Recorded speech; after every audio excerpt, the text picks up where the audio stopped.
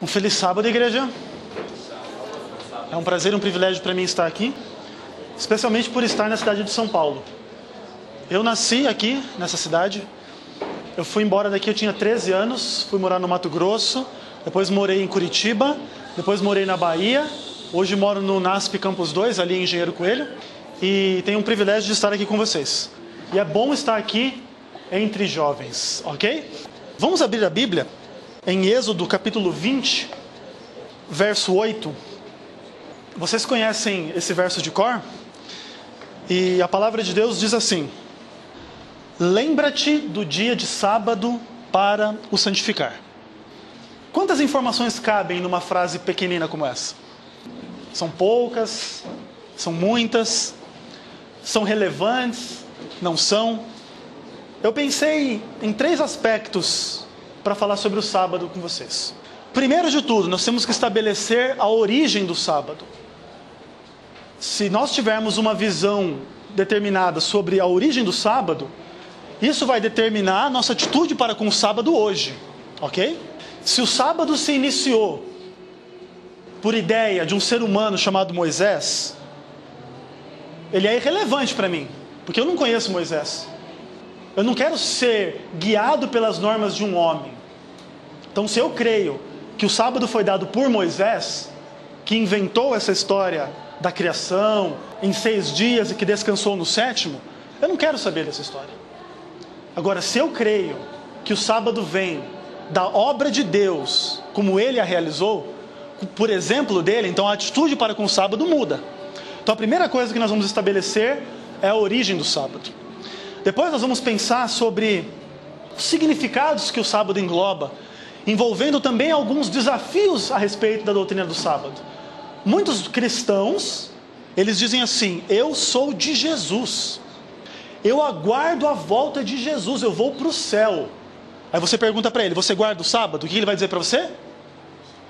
Não, eu não guardo o sábado. Então nós vamos pensar um pouquinho nos significados do sábado e algumas dessas questões. E por fim, nós vamos entender quais são alguns dos principais objetivos pelos quais Deus nos mandou guardar o dia de sábado.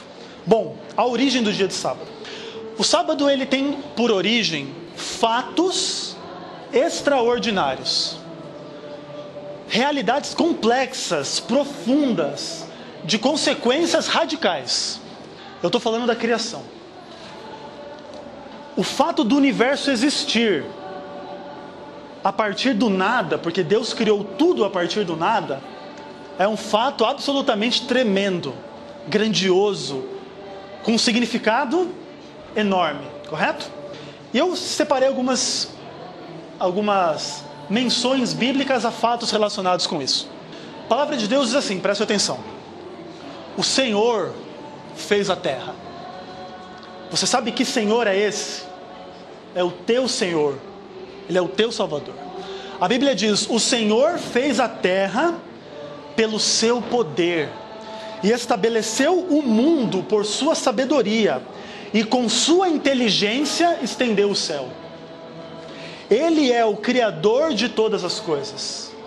Você pode encontrar essas informações em Jeremias capítulo 10, verso 10 e verso 16. Quando Paulo vai escrever a respeito desse protagonista que criou o céu com o seu poder, que criou a terra e tudo que existe, Paulo diz assim: este, referindo-se a Jesus Cristo, é a imagem do Deus invisível. Nele foram criadas todas as coisas, nos céus e sobre a terra. Ele é antes de todas as coisas, e nele tudo subsiste. Quando João vai falar do mesmo personagem, João escreve assim: no princípio era o Verbo, e o Verbo estava com Deus, e o Verbo era Deus. E o Verbo se fez carne e habitou entre nós, e nós vimos a sua glória. João testemunha dele quando exclama: este é o de quem eu disse, o que vem depois de mim tem contudo a primazia, porquanto já existia antes de mim. porque todos nós temos recebido da sua plenitude e graça sobre graça. O teu Senhor, o teu Criador é um Deus maravilhoso. Nós não temos palavras para descrevê-lo, para honrá-lo e glorificá-lo na extensão da medida da sua glória. Tudo que o ser humano pode usar para se referir a Deus é ínfimo, é pequeno para descrever a grandeza do teu Senhor. Deus existe por si mesmo. Quando a Bíblia diz que Deus é eterno, significa que Ele não surgiu, Ele não passou a existir, Ele é. E quando Deus envia Moisés para o povo do Egito, Ele diz: eu sou o que eu sou. Quando o povo te perguntar quem te enviou, diga para eles: eu sou, me enviou. Ninguém pode ser comparado com Deus. Conquanto nós sejamos a imagem de Deus, e por causa disso nós podemos perceber que a Bíblia diz que Deus tem um rosto, Deus tem um braço que não está encurtado para salvar.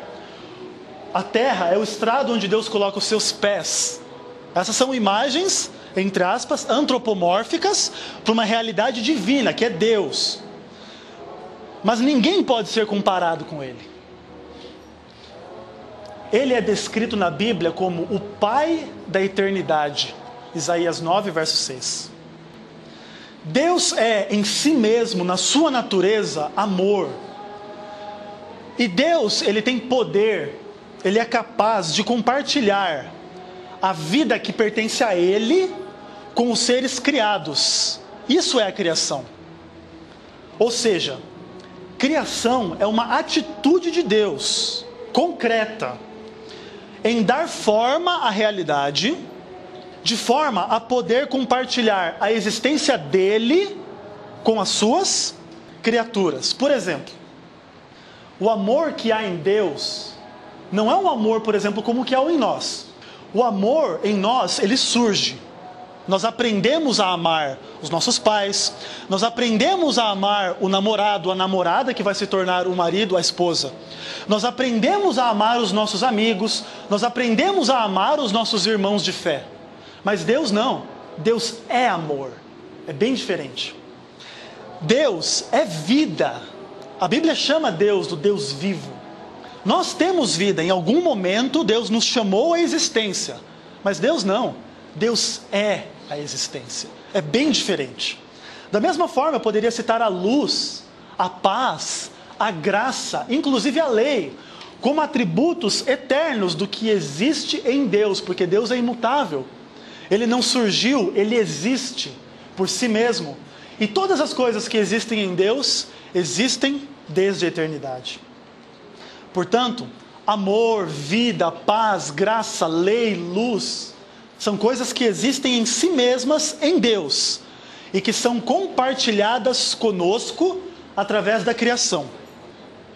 O fato de Deus ser criador é a expressão máxima da glória de Deus. Por quê? Porque Deus existe em si mesmo. Ele não precisa do universo para existir. Ele não precisa de nenhuma criatura para existir da forma como ele existe hoje. Mas quando Deus dá forma ao mundo espiritual, ao mundo dos anjos, quando Deus dá forma ao universo, vamos chamar do universo do mundo dos homens, então Deus declara que Ele não simplesmente existe filosoficamente, mas Ele existe na realidade e Ele tem poder de dar forma aos desígnios que existem no seu coração. É assim que Deus cria tudo a partir do nada. Gênesis 1, verso 1. E Ele cria baseado em quê? Baseado nos conselhos da sua própria vontade perfeita. Romanos 12, verso 2.